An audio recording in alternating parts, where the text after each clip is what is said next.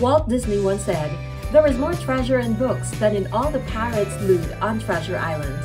In today's episode, one man's love for reading and learning moved him to transform his home into a community library and opened it to the public. He is Mr. Hernando Guanlao of Makati, fondly called Mang Nani. Why did he devote his life for the past 25 years in this advocacy? Listen and be part of the positive ripple. This is Rochelle Rubio, and this is The Advocates, Empowering Voices.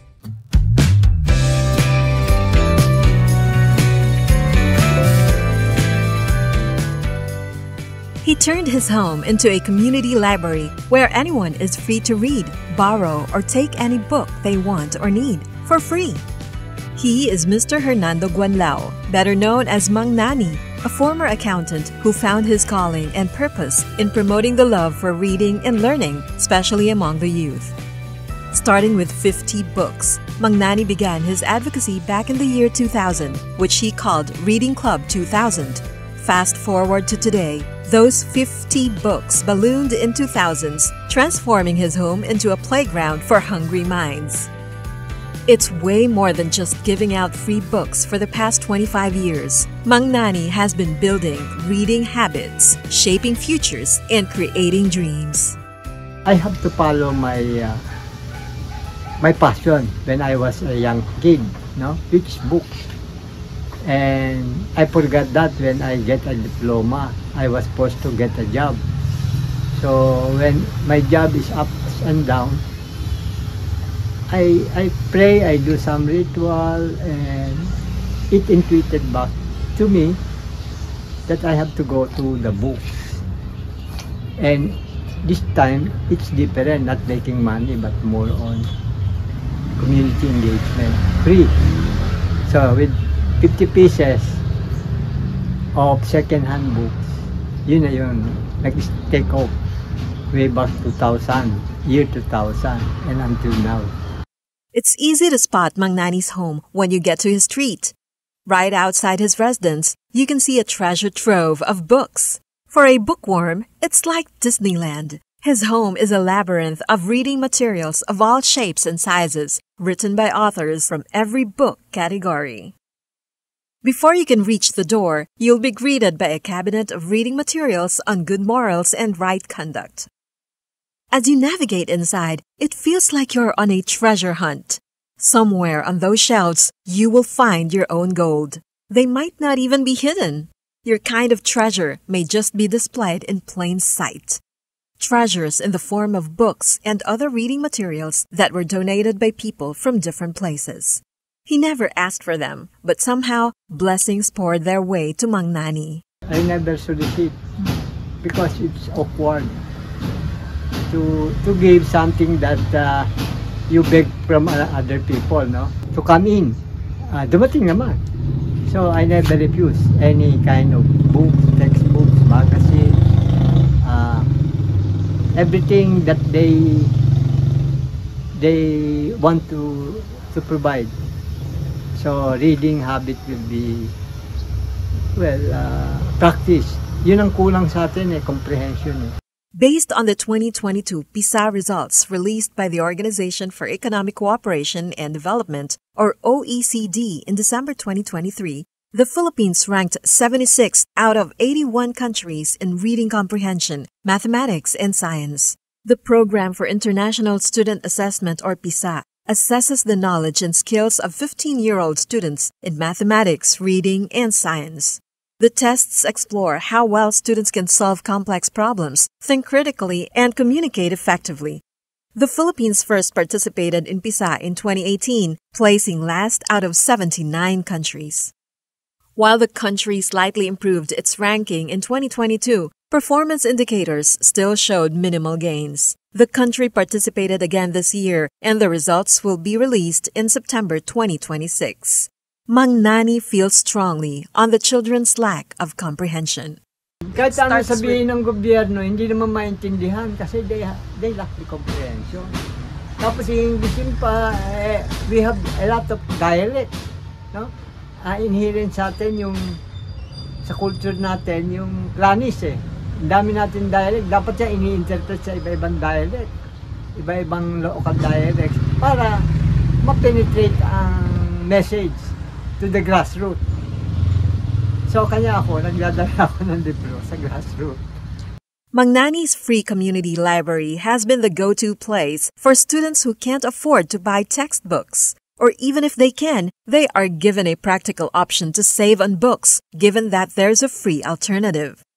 The mere presence of Mang Nani's Reading Club 2000 somehow addresses a few of the challenges the masses face, whether in formal education or informal learning. At 74 years old, Mang Nani's inspiration goes beyond his street in Makati. It even goes beyond the country. It spreads throughout the world as he has captured the attention not only of the local media but also of some international media outlets. Wala naman akong intention to make money out of what I'm doing. Okay lang. Ayoko maging viral for other purpose than educate, literacy. Yun lang sa akin. Especially sa Pilipino lang naman ako involved. Kaso nauuna yung foreigner. So what can I do? Take advantage of the opportunity. Ganun lang kasimple. Imagine, minana na ng mga anak ko, ng apo ko, what I'm doing. No? So, ibig sabihin,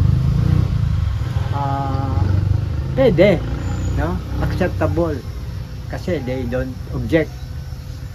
No, kahit hindi ako nagtrabaho for 25 years, nakatapos sila, nagtrabaho sila. So that is the reward and inspiring. Mang Nani's plethora of reading materials fills most of his ground floor. In addition to this, he also displays many books outside his house, along the walkway, where passers-by can see and take them like a smorgasbord. Why did Mang Nani choose to have some of the books outside? Nilalagay dyan,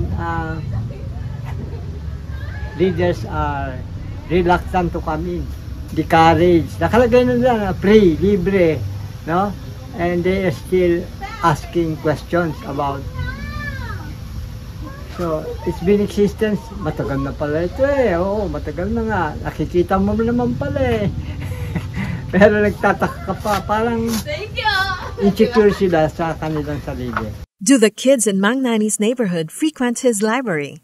How does Mang Nani entice the kids to read? Karoon na sila ng routine. Saka I give them a little token of reward for their excellence. Parang old toys, clothes, na provided din ng mga book missionaries. Yun ang term ko sa mga nagdodonate. O kaya pupunta ako sa kanila. Kilala nila ako. Maabot ako nga sa Aroma, yung nasunog. Nandun ako last week. Nagdala ako ng siguro more than 50 pieces storybook. Tinignan ko yung daycare class. Then I talked to the teacher, teacher Pe. 25 years na silang teaching. No? And naging routine lang, hindi nila pinag-aaralan. So, then another group, the past week naman, Berlani group naman, dun mismo sa Building 9, Aroma. So, they can survive, no? Ang problema, wala naman, but we have to care for them. Meron silang gift that one of these days will be valuable to the community and even to the country. Why did Mang Nani name his advocacy Reading Club 2000? Generic, para madaling intindihin. Ayoko nang mag-attach ng acronym or pangalan. Reading Club. So, ang unang naka-invite na attention niyan is a student from St. Scholastica. Then, nag-request ng video. Then, after that, foreign na, no? Yung CBS, CNN, something like that. Then, na-invite ko naman na pumunta sa sa Sapang Bato, sa likod ng Subic. To bring books doon sa mga ita. 9 boxes ng Balikbayan. Okay naman. Pero sabi ko, hindi papatronizing niya. I bring a local book.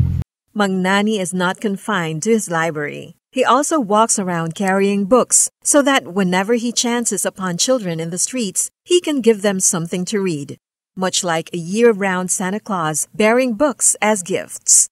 He also visits the children in schools. Pag it requires ng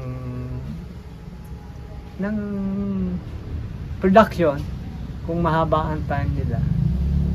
So, I go to the cluster ng mga estudyante, bigyan ko sila ng storybooks, kundi ang mga stuffed toys, something like that. Kilala na nga ako eh. So, you can just imagine sa dami na, lalo na dito lang naman yan eh, madali eh. Sa likod, eskwelahan. On the other side, mga marginalized group. So, they know me, kahit walang media, naglalakad ako. And I see to it, I bring some gift for them. He is grateful that his efforts are appreciated by the parents and teachers he has come in contact with. Na-appreciate naman nila. Wala akong kaaway dito. No? Walang nagje-jealous kasi sabi ko, I explained to them. I'm just doing the unstructured to balance. You are restricted to do as a teacher. Unang-una sa public school, wala naman librarian ng every school because of the budget. No? So, may mag-donate dyan, ayaw niya naman tanggapin kasi additional burden. At saka yung donor naman, ang daming protocol. Tapos sasabihin lang, hindi kayo tumatanggap, walang mag-aasikaso. So I initiated the same eh, ayaw talaga nila. So, and dapat supposed to be every weekend open kayo sa mga ganyan dahil yun ang pinaka-convenient day sa community. Sarado naman. I serve as the unstructured learning area. Dinoduplicate ko, reading clinic.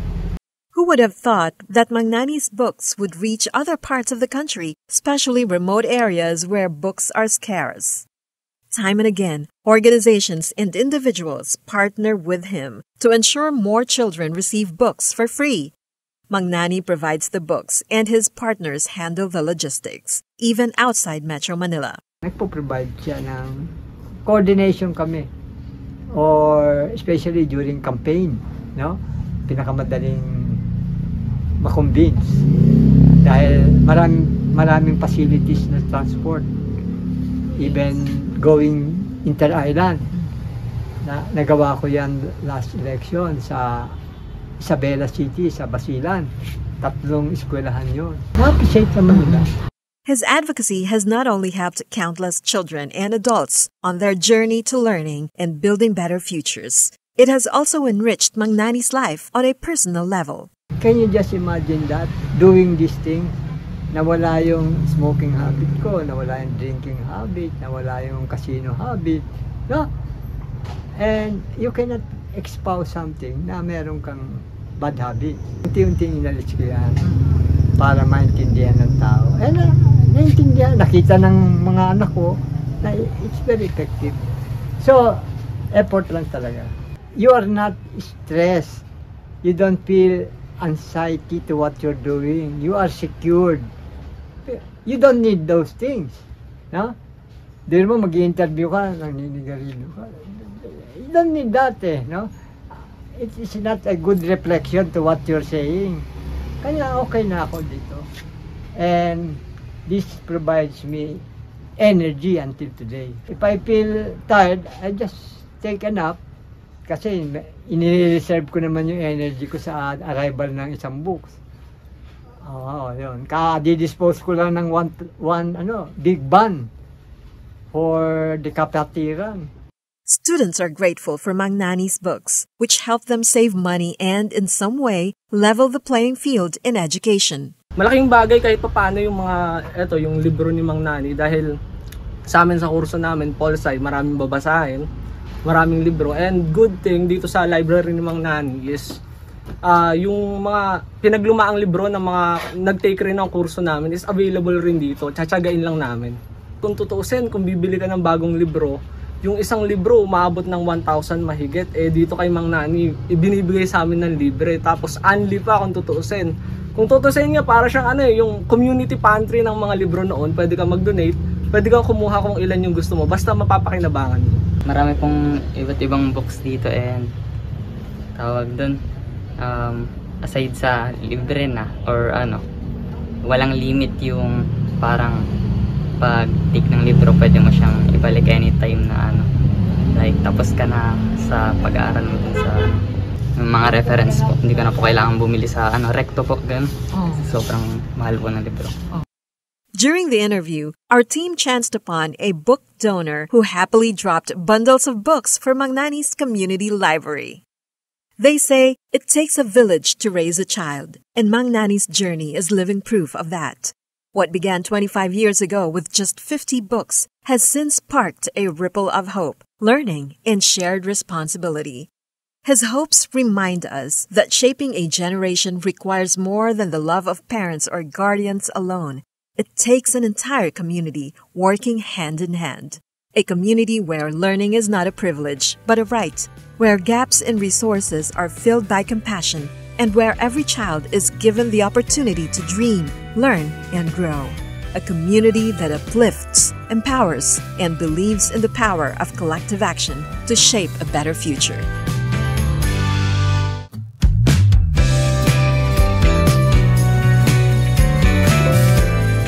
This is where the voices of the voiceless are heard. The Advocates, Empowering Voices, hosted by Rochelle Rubio on 104.3 The Capital.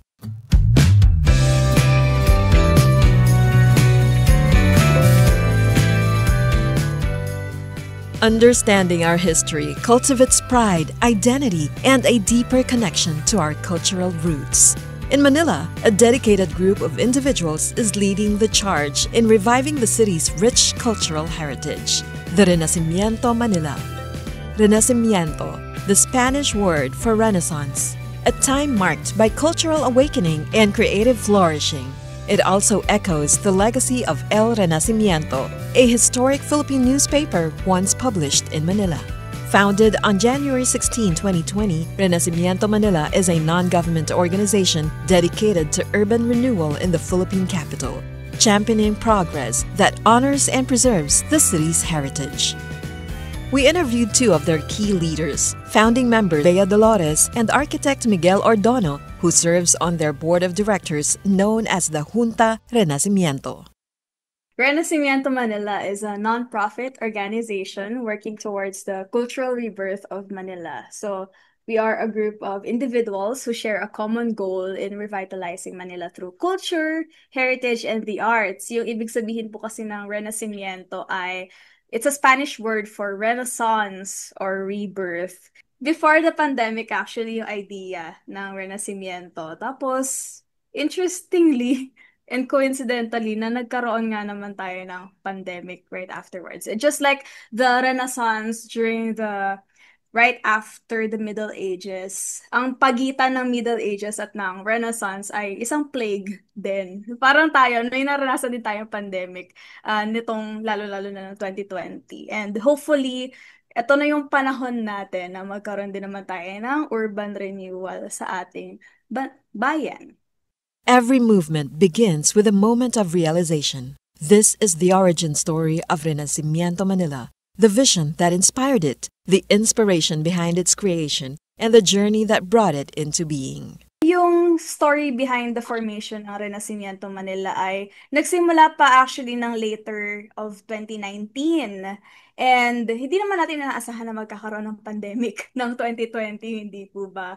At simula yon sa idea na nagka-viral nung na-rehabilitate at pinaganda ang Jones Bridge. Even though technically naglagay ka lang ng lampara, na very aesthetic, ganyan. Tapos, pininturahan. Tapos, eventually, pinuntahan siya. Dinagsa talaga siya ng mga tao. And even just that little change na gagawin sa Maynila, it brings about a national attention. So, what more if we do more things to improve really the entire city of Manila? Kasi, hindi lang Intramuros pala ang makasaysayan sa Maynila. Sa labas ng Intramuros, labas ng Walled City, andiyan ang kung saan tinatag ang Katipunan, ang La Liga Filipina, at marami pang iba. Napakaraming makasaysayan pa pala at mga na naiwan ng mga pamana ng ating bansa sa iba't iba pang mga parte. Ibig sabihin nito, yung mga heritage structures, mas abundant pala sa labas ng Intramuros.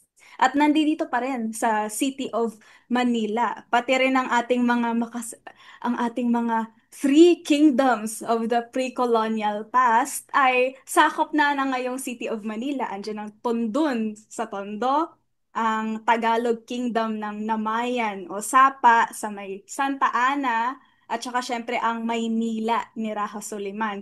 Yung mga yan, hindi natin ganun kaalam bilang mga Pilipino, pero it's something to be proud of pala. Kaya isa yun sa mga naging inspirasyon namin na naway hindi lang siya aspiration kung hindi talagang gagawa tayo ng paraan para makasakatuparan yung pagpapaganda ng buong city. Yung pangalan din mismo ng Renacimiento actually is a nod to past publication noon, yung mga Renacimiento Filipino tsaka El Renacimiento. Yung organization currently, we are now comprised of members, but actually I was part in 2024. So, yung talaga, yung founding members, kaya si Bea, Diego, and then, ako honestly, I'm a product of, what we call this, their effort at the start. Kasi nalaman ko na lang yung Renacimiento nila. This comes from a point of view of an outsider back then, na hindi founding member. So, nakikita ko na sila sa Facebook, especially during the pandemic, particularly the Digital Manila Project, which pag-usapan natin mamaya. And then in 2024, ayun, doon ako naging member because I actually started by joining tours. Na doon ko nalaman ko, may ganito pala, may ganyan. Particularly sa Tondo, yung Pasig River tour na ginawa nila. And that, nangikayat ako na to join. And right now, I'm leading the publication for Digital Manila. Yung once upon a time, nakita ko lang sa Facebook na leading the exhibition. They are a passionate collective of artists, creators, and history enthusiasts from diverse backgrounds, individuals who transformed vision into action. Who are the key figures behind Renacimiento Manila, the prime movers driving this cultural renaissance? Right now, we're about between 20 to 40 individuals sa Renacimiento Manila. And then the key individuals would be, syempre, the co-founders, Diego Gabriel Torres, our current president. And then ako, Bea Dolores, also co-founder back in early 2020 pa. And then we have, of course, the Junta de Renacimiento, our board of directors, which kasama namin sa Architect Miguel Ordonio here, and Patricia Santos, so many other artists. Kasama namin ang artist na si Jello Andres. Ang dami niyang mga awards these days na bibigyan siya ng attention, and also siya din ang gumawa ng longest stamp in the world in partnership with PhilPost, ang ating Simbang Gabi sa Ilog Pasig stamp. Meron din tayong 3D modeler, especially si Miss Kath Alejandro. Taga General Santos pa siya, pero nakakatulong siya sa mga provide ng mga projects in digitalizing the city of Manila. From different, I'm from Makati. And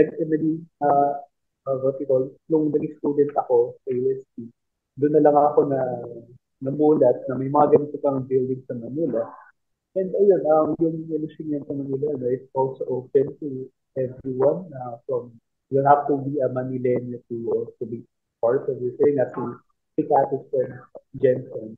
We also have other members from malalayang lugar na, ayun, pag may time na volunteer during weekend, they partake. They envision a progressive, livable city of Manila, one whose future is shaped by its heritage and whose revival reclaims its place as the Pearl of the Orient. Renew, rebuild, rejuvenate. These words stand boldly on Renacimiento Manila's website, capturing the heart of its mission. What do they truly stand for? What core advocacies does Renacimiento Manila uphold and promote? Core advocacies would be number 1, urban renewal. Katulad ng ating title mismo ng organization, the Renacimiento epekto na magkaroon ng pagbabago at improvement sa ating city that is rooted in heritage preservation. At ito ay ang intention ay magkaroon ng safer, beautiful city na rooted in heritage that benefits the local communities. Ang aming pillars ay tinatawag naming renew, rebuild, rejuvenate. Renewing the interests of the people.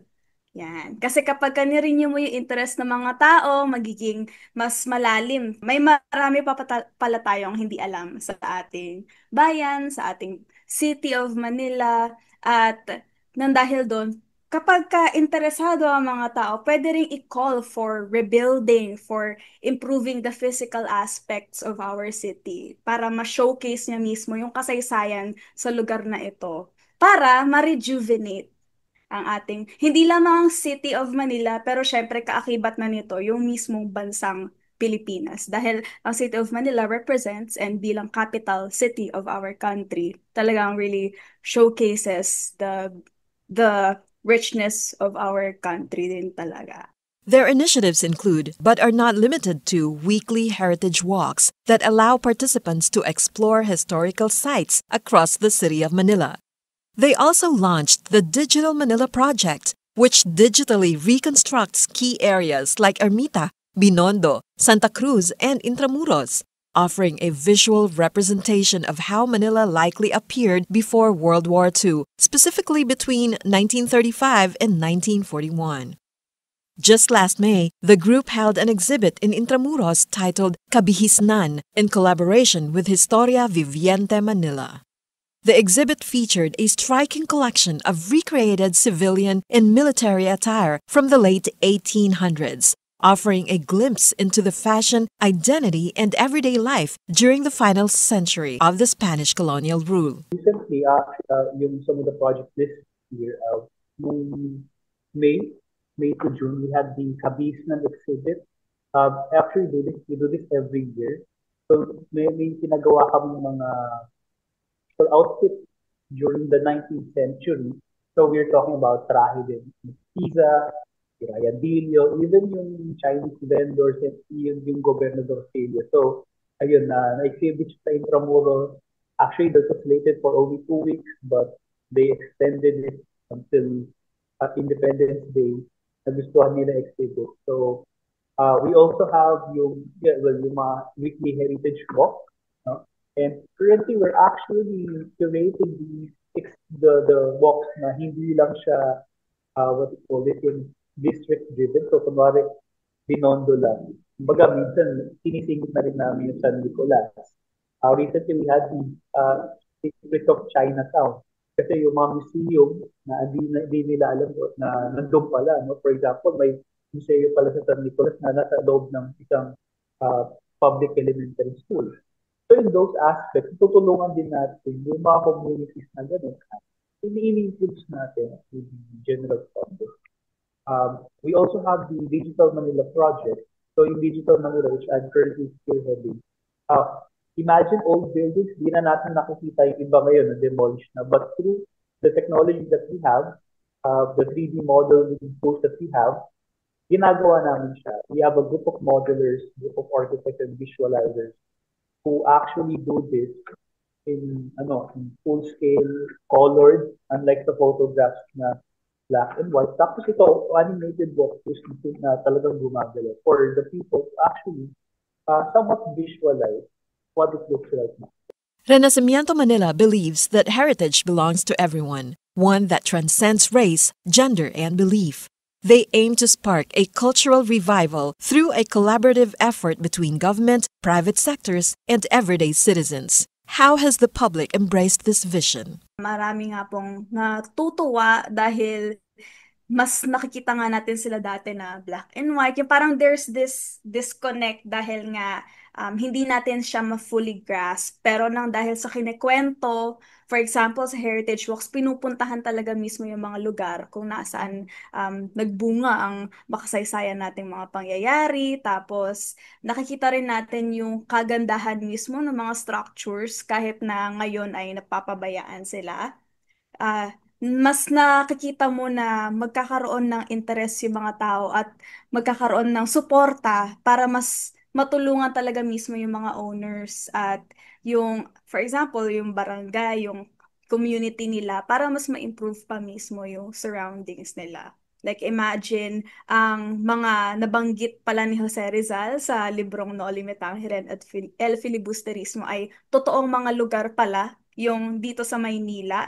At pwede mo palang lakarin mula Intramuros hanggang Binondo itong mga lugar na to. Parang literary pilgrimage, kumbaga. At pwede siyang tourism attraction ng Maynila. Pero, yun nga, pagka dinadaanan namin siya, showcase namin yung reality on the ground na hindi, syempre, maayos, yung ibang madadaanan, at may mga informal na mga nasa paligid, may mga kailangan linisin. Um, Somewhat, nang dahil sa mga heritage walks na ito, nagkakaroon ng reactions din ang gobyerno. Like for example, the City of Manila, may yung Katipunan founding site, may times na nalilinis nila ito. Yung plaza ng Binondo sa harap ng simbahan ay sa tulong na rin ng mga community members ng Binondo ay napapanatili siyang malinis or laging napapaalalahanan ang gobyerno na sana ay mapaganda ito, ganyan.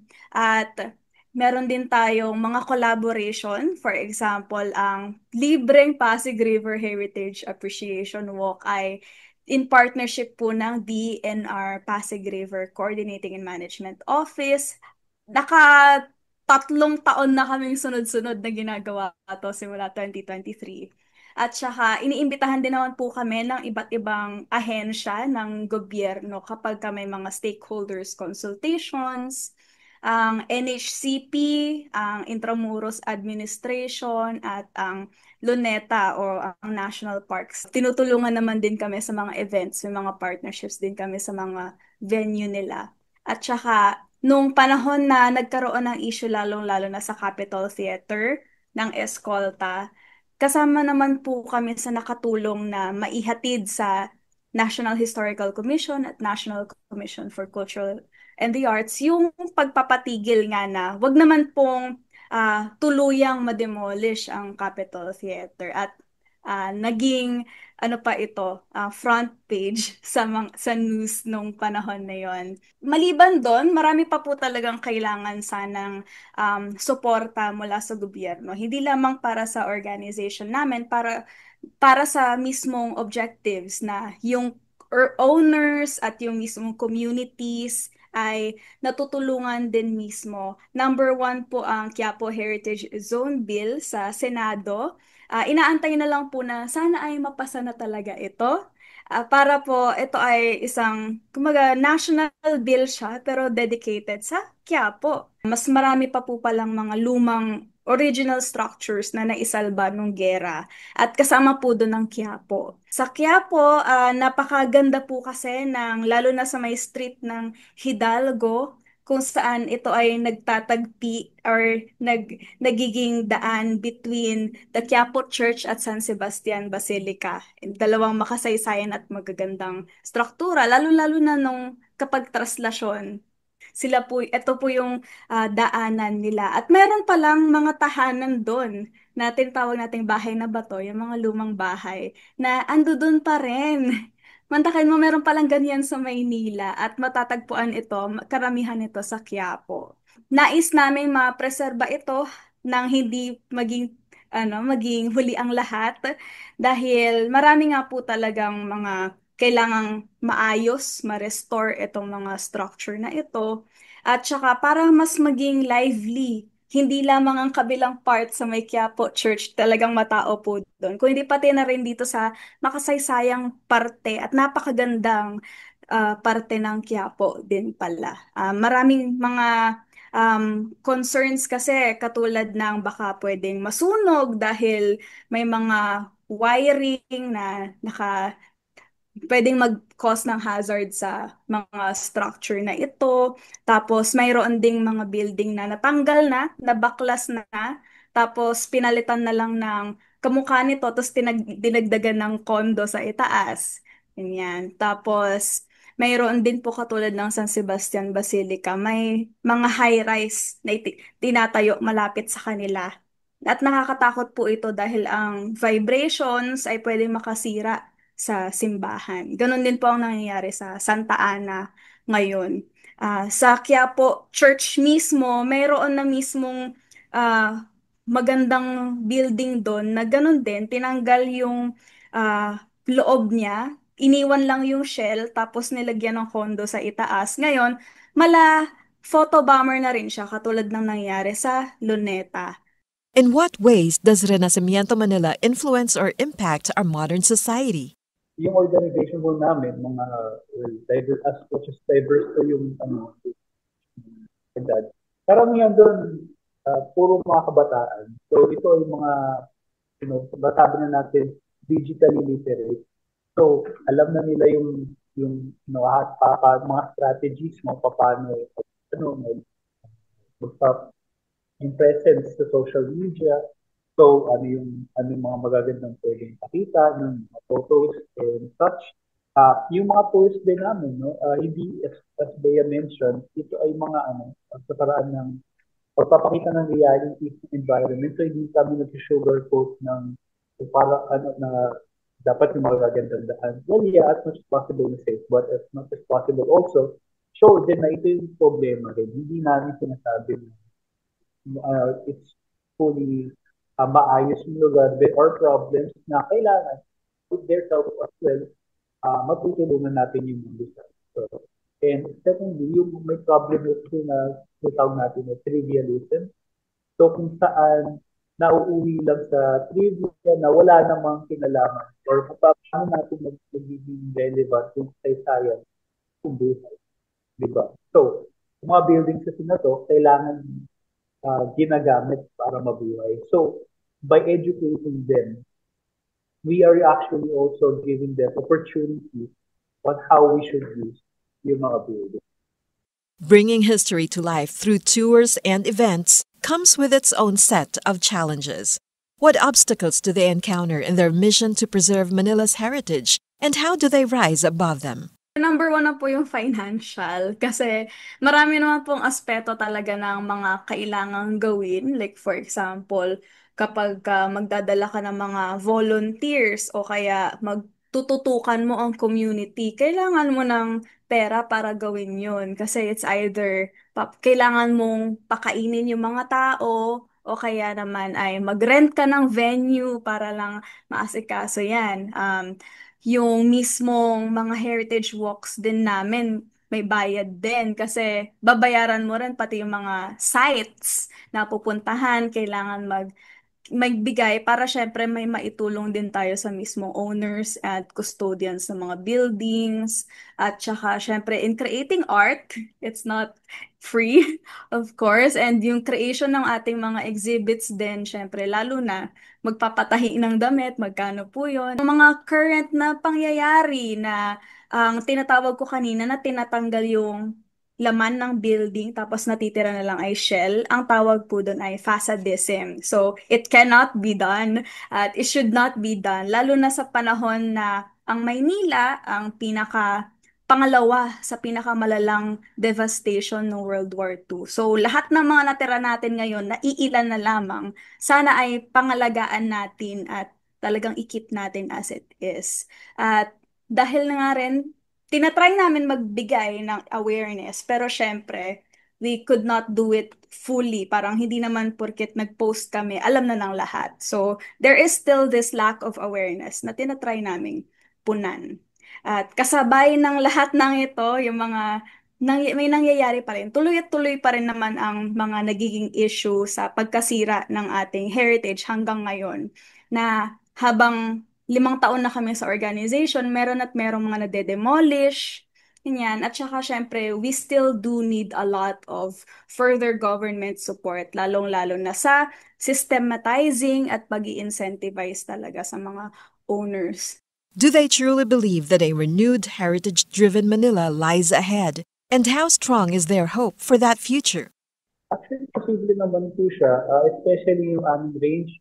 Iniwala naman kami sa kakayahan ng community at in general public, lalo na yung mga local partner namin.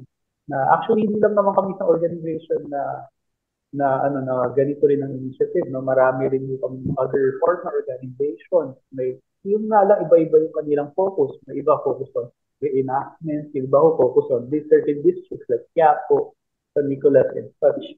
So, we are very actually optimistic na ma-achieve namin yung goals namin in the future. Yung nga lang, they really take the help of every individual moving forward. Ayun po. So, yes, there's yung government pwede namin makatulong ganyan, but it really lies on the network uh, of the individuals that we have. Could a partnership with the Department of Education be a strategic step toward integrating heritage education into the broader school curriculum? Not really as Renacimiento Manila, pero yung broader Quiapo Heritage Coalition, what we call the Quiapo ng Puso Ko. They're thinking of adding it into the curriculum, at least kahit sa mismong Quiapo community man lang, na para mas maging aware. Kasi ginawa daw yun sa vegan. Kaya mas malalim. Baka pati sa Taal, ganun din. Kaya mas napapalalim mismo yung appreciation ng mga bata. Is there a vision for taking their heritage advocacy nationwide, reaching communities across the Philippines? What we can do at the most is, we can serve as the prototype of per region na ganito yung model namin, ganito yung sistema, na pwedeng makopya in other places in the country. Ganun po pwede po yung sa aspect ng ganun na baka they could learn from us how we do it at pwede na also do their own version specific local. Focusing in Manila City kasi is already our efforts for nation building. Kasi isa na yun sa mga tinignan noon pa man, no, sinisimulan or idea pa lang yung organization na bakit sa Pila, Laguna, sa mismong poblasyon nila, sa mismong town proper nila, andyan na eh. Ito na yung plaza, tapos nakapalibot na dito mga ayos na structures. Pero bakit hindi, kumbaga, sensationalized? Bakit hindi ina-adapt all over the country? Hindi siya nagiging example in all na at least alam ng lahat. We also have Iloilo and Valenzuela, also a good nod naman din. Like, people are paying attention to these. Pero, bakit ganon na ang Maynila, konti lang ang gawin, papansinin agad? So, that is the ripple effect that we want. Na kapag kainayos natin ang Maynila, that seems to be very chaotic and sobrang negative ng perception ng mga tao. Apparently, mayayaman naman pala sa kultura at sa history. Syempre, for sure, it will really cause a ripple effect all over the country. What is Renacimiento Manila's dream or vision in terms of heritage preservation and cultural awareness? Hindi lang kami against sa progress. Kahit naniniwala din kami sa progress, pero syempre sa tamang pamamaraan. Ang Maynila, no, puro heritage sites. So, ang maganda with our organization, hindi lang kami focus sa ano nang maganda ngayon, but also what are those na kailangan pang ayusin. Ngayon, imagine this, no? If our buildings, hindi ang buildings natin, no, hindi siya parang object na parang kunwari, yung sapatos ng lolo-lola nyo na matagal na hindi nagamit, pwedeng nagamit ulit. Ang buildings, kapag hindi siya nagamit, nasisira at naluluma yan. Kaya kailangan siyang gamitin. Ngayon, sa pamamagitan ng organization namin, we're making new memories, naging relevant to society. So in that way, ang na-envision namin towards the future, something na yes, maganda at modern ng Maynila, but at the same time, pinapahalagaan niya yung saysayan at hindi lang yun. Talagang relevant siya at magagamit at na-enjoy at nakakagawa din yung memory sa mismong community. Ultimate dream or vision ko talaga sa bansa natin ay naway talagang alam natin ng sobrang lalim. Filipinos could be storytellers of our own history. Na lahat tayo alam na alam natin sa puso't diwa natin kung gaano kalalim yung naging istorya ng mga ating kasaysayan, ng pinagdaanan ng mga Pilipino. Hindi lang yung very generic at hindi lang porket very, the information na dates at ito yung pangalan, ito yung nangyayari. Alam mo yung konteksto at nang dahil din doon, pinangangalagaan mo yung mismong mga natira or mga pamana ng ating kasaysayan, kung yung mismong structures natin and all. At naway kitang-kita sa mismong cities natin, lalong-lalo na sa Maynila, kung gaano kayaman at kung ano yung nag-iimpluwensya ng Pilipinas sa mundo. Dahil hindi na alam ng marami na dati pala tayong global city. Bakit na pag-iiwanan tayo sa Asia at ganito. At yun nga, naway maging ramdam natin ang progress na yung mismong kasaysayan at yung mismong identity natin bilang Filipino ay kasama ng progress na ito. By revisiting the past through heritage sites, storytelling, and historical reenactments, we gain insights into who we are, where we came from, and how we can shape a better future.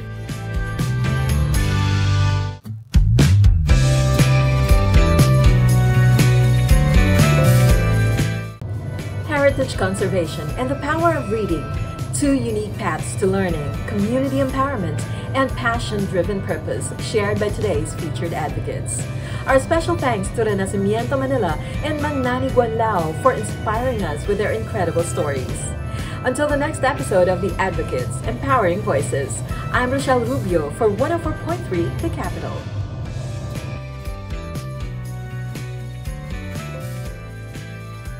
This is where the voices of the voiceless are heard. The Advocates, Empowering Voices, hosted by Rochelle Rubio on 104.3 The Capital.